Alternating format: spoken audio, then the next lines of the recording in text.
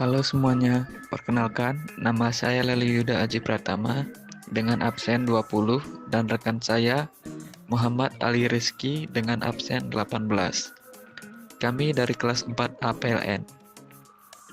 Pada video kali ini kami akan membahas tentang SOP pembebasan tegangan di line. Video ini bertujuan untuk memenuhi tugas dari manajemen teknik yang diajarkan oleh dosen Iputu Sutawinaya STMT. Kami berharap dengan adanya video ini, teman-teman bisa mengerti bagaimana sih SOP pembebasan tegangan di line. Untuk setiap perusahaan listrik harus berupaya meningkatkan keandalan secara terus-menerus. Tingkat keandalan direpresentasikan antara lain indikator sering terjadinya pemadaman. Pemadaman listrik bisa terjadi karena adanya gangguan ataupun pemeliharaan. Untuk meningkatkan keandalan pada sistem tenaga listrik, maka dilakukan manuver jaringan pembebasan tegangan dalam rangka pekerjaan di trafo ataupun di jaringan tegangan menengah. Manuver-manuver tersebut harus dilaksanakan secara efisien sehingga tidak hanya akan meningkatkan keamanan pekerjaan, tapi juga akan mengurangi waktu padam atau bahkan bisa menghindari pemadaman di pelanggan. Tujuan lain dari pembebasan tegangan ini yaitu agar terkoneksinya sistem transmisi dan distribusi tenaga listrik yang telah dirancang oleh perusahaan listrik, dalam hal ini yaitu PLN. Agar berjalan dengan baik, maka tentunya harus menyiapkan sumber daya manajemen yaitu 5M. Yang dimaksud dengan 5M antara lain M yang pertama yaitu man atau sumber daya manusia. Sumber daya manusia harus dipersiapkan dengan baik. Sumber daya manusia yang terlibat tentunya harus handal dan berkompeten dalam bidang yang dikerjakan. Contoh dari sumber daya manusia pada proses pembebasan tegangan di line ini seperti operator pembangkit, operator gardu induk, teknisi, dan sebagainya. Kemudian M yang kedua yaitu money atau uang. Uang merupakan dana yang diperlukan untuk membiayai seluruh kegiatan untuk melakukan manuver pembebasan tegangan lain seperti biaya tenaga kerja, biaya material, dan biaya lainnya. Kemudian yang M yang ketiga yaitu mesin atau peralatan yang digunakan. Peralatan ini nantinya akan digunakan dalam proses pemeliharaan, sehingga peralatan yang digunakan tentunya harus handal dan masih bisa dioperasikan secara normal serta tidak mengalami kerusakan. Kemudian M yang keempat yaitu material. Sumber material atau bahan juga merupakan hal yang sangat penting. Bahan yang akan digunakan untuk pemeliharaan harus sesuai dengan standar dan sesuai dengan kegunaannya. Kemudian M yang terakhir yaitu metode. Metode dalam melakukan pemeliharaan jaringan harus jelas dan juga tepat, agar nantinya proses pemeliharaan dapat terlaksana dengan arahan yang jelas dan tidak mengalami kebingungan. Metode yang dimaksud seperti SOP dan JOP. Kemudian kita masuk ke perencanaan. Perencanaan merupakan proses pemikiran, perumusan, pembuatan alternatif, serta pengambilan keputusan. Dalam perencanaan, perlu dipikirkan bagaimana memanfaatkan sumber daya yang telah didesain secara efisien dengan telah memasukkan faktor-faktor yang dapat menghambat atau sebagai penghalang dalam rangka pencapaian tujuan. Perencanaan dalam melakukan manuver pembebasan tegangan di line antara lain merumuskan tujuan yang akan dicapai, di mana tujuan dari pembebasan tegangan ini adalah agar terkoneksinya sistem transmisi dan sistem distribusi tenaga listrik yang telah dirancang oleh PLN. Yang kedua yaitu mengumpulkan data sebelum melakukan pengerjaan di lapangan. Data yang dikumpulkan dapat berupa jumlah pembangkit dan beban yang akan dipenuhi, dan juga total suplai beban. Kemudian dari data tersebut maka selanjutnya akan dianalisis dan diklasifikasikan. Kemudian yang terakhir, pembuat petunjuk pelaksana atau juklak dan pembuatan petunjuk teknis atau juknis. Selanjutnya, bagian dari SOP yaitu pengorganisasian. Pengorganisasian adalah upaya untuk menyusun, mengelompokkan kegiatan, menstrukturkan serta mewadahi kegiatan dalam suatu badan organisasi. Menyusun tata laksana serta tata hubungan unit-unit dalam organisasi tersebut, memilih dan menetapkan orang serta pengaturan tugas, memberikan hak dan kewajiban kepada orang tersebut dalam organisasi.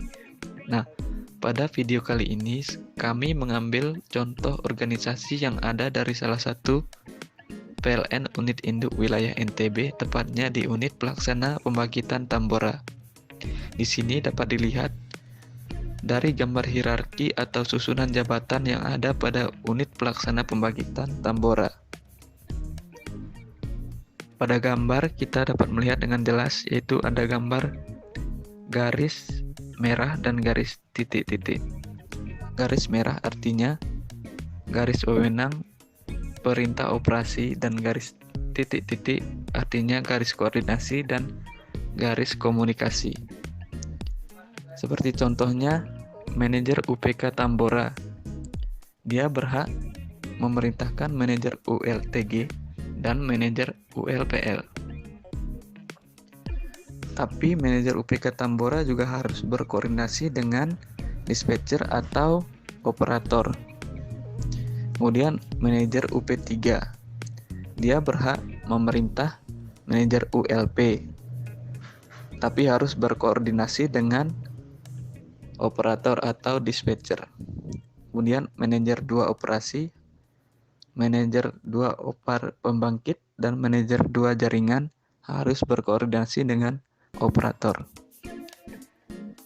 Kita lihat di sini peran operator atau dispatcher sangat penting, yaitu dia juga harus memerintahkan atau berhak memerintahkan operator ULPL, operator ULTG, operator PLTMG, operator ULTG, dan operator mesin sewa.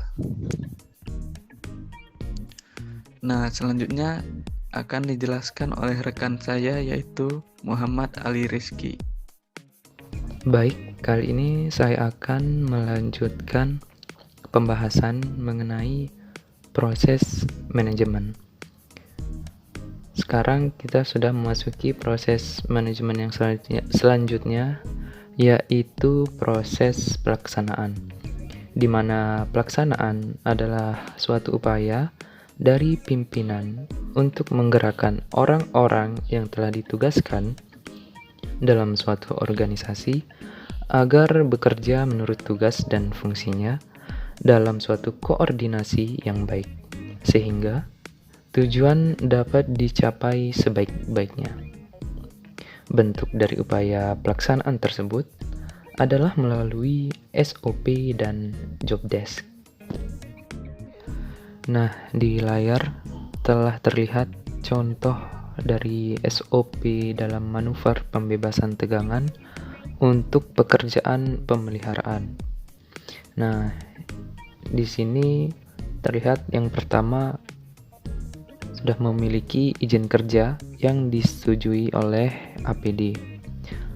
Yang kedua, membaca, mempelajari, serta memahami SOP, manuver pembebasan dan pemberian tegangan. Yang ketiga, membaca dan memahami dokumen keselamatan kerja. Lalu yang keempat, menyiapkan peralatan untuk pelaksanaan manuver. Yang kelima, menyiapkan tanda rambu-rambu untuk pengaman. Yang keenam, pemberitahuan dan izin kepada dispatcher APD. Yang ketujuh, berkoordinasi dengan dispatcher APD untuk instalasi yang akan dipelihara agar dibebaskan dari tegangan. Selanjutnya, menunggu perintah dari dispatcher APD. Setelah memiliki perintah, lalu pelaksanaan perintah dari dispatcher APD tersebut. Setelah dilaksanakan, kemudian lanjut untuk menginformasikan kepada APD bahwa perintah tersebut telah dilaksanakan dengan baik dan aman. Selanjutnya, yang terakhir, memasukkan PMS pentanahan atau pembumian jaringan tersebut dan memasang rambu-rambu tanda bahaya.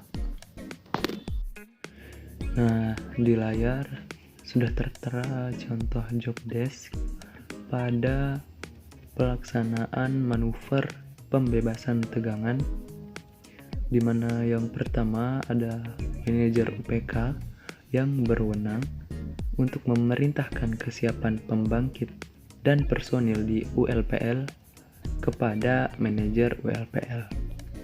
Yang kedua, memerintahkan semua kesiapan peralatan kepada manajer ULTG.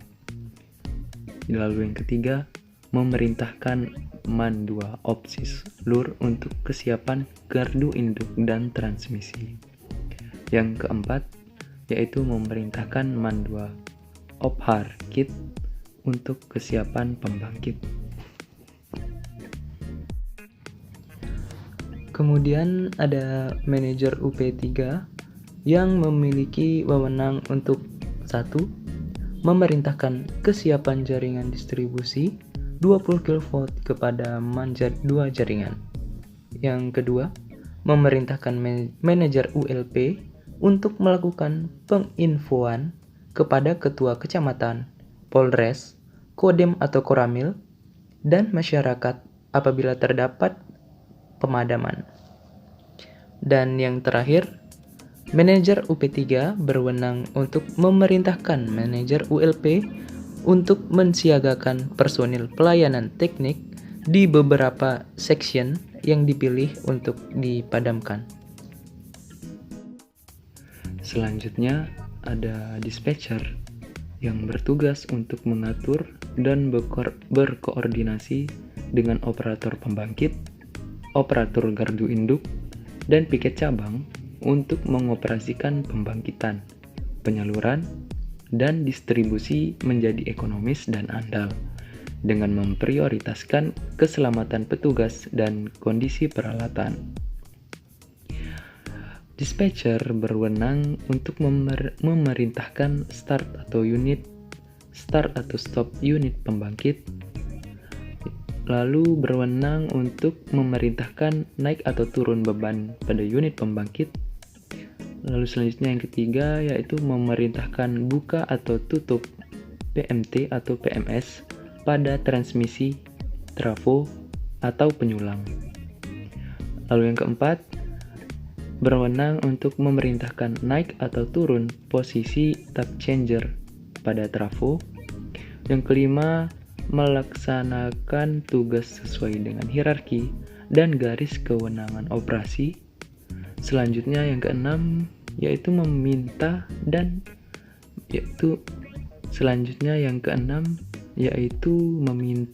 data operasi dan pengusahaan pada pembangkitan, penyaluran, dan distribusi. Yang ketujuh, koordinasi dengan piket ULP, operator pembangkit, operator gardu induk, serta operator mesin sewa. Selanjutnya, berwenang untuk menolak permintaan yang tidak sesuai dengan garis wewenang operasi atau secara teknis di luar kemampuan sistem.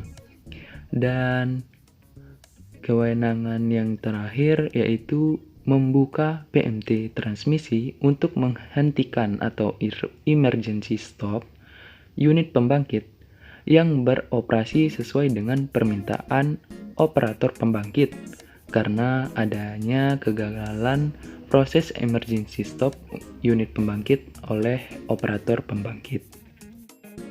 Kemudian operator pembangkit. Operator pembangkit memiliki tugas untuk mengoperasikan unit pembangkit sesuai dengan kemampuan peralatan atas perintah dari dispatcher. Operator pembangkit berwenang untuk yang pertama yaitu mengoperasikan unit pembangkit berdasarkan perintah dari dispatcher. Yang kedua, mengoperasikan unit pembangkit pada kondisi pengujian tanpa masuk sistem atau running test. Yang ketiga, menolak permintaan yang tidak sesuai dengan garis wewenang operasi atau secara teknis di luar kemampuan peralatan unit pembangkit.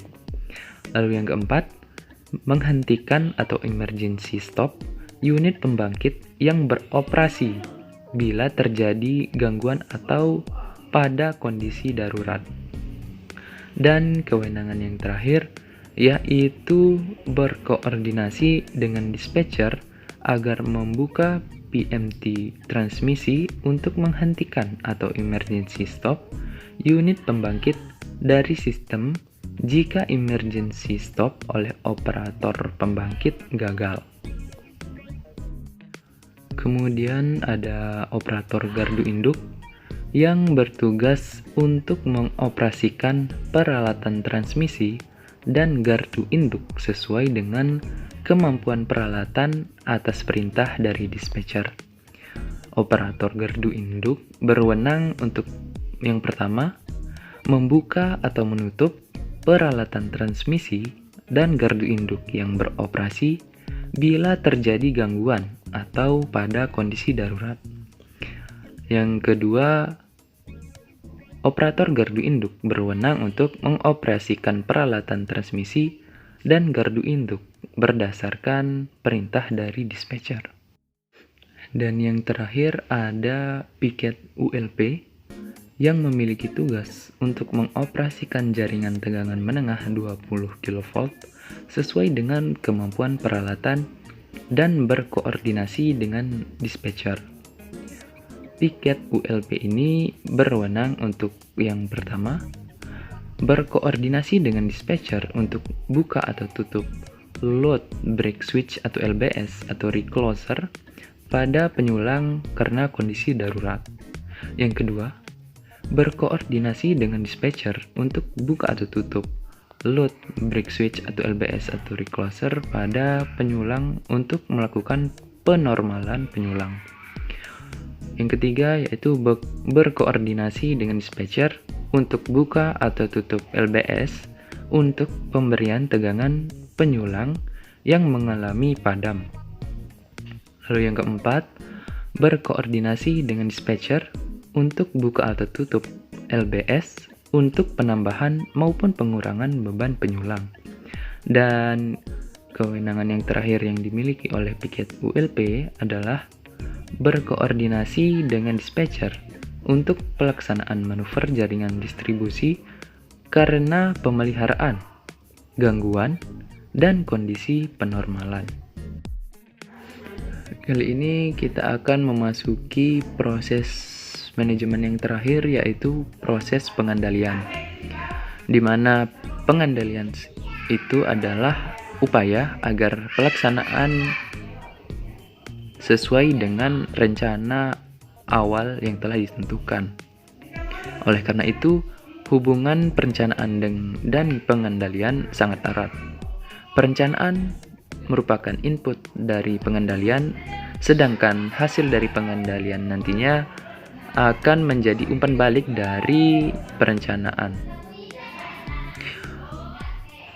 Contoh dari pengendalian yang dapat dilakukan pada manuver pembebasan tegangan seperti yang pertama, melakukan pengawasan terhadap pemanfaatan sumber daya yang digunakan dalam proses manuver pembebasan tegangan agar sesuai dengan rencana yang sudah ditetapkan. Lalu yang kedua, melakukan pengawasan terhadap proses pelaksanaan manuver pembebasan tegangan agar sesuai dengan SOP yang berlaku. Dan yang terakhir yaitu membuat laporan hasil pengawasan sebagai evaluasi dari pekerjaan yang telah dilakukan. Demikian pemaparan materi dari saya.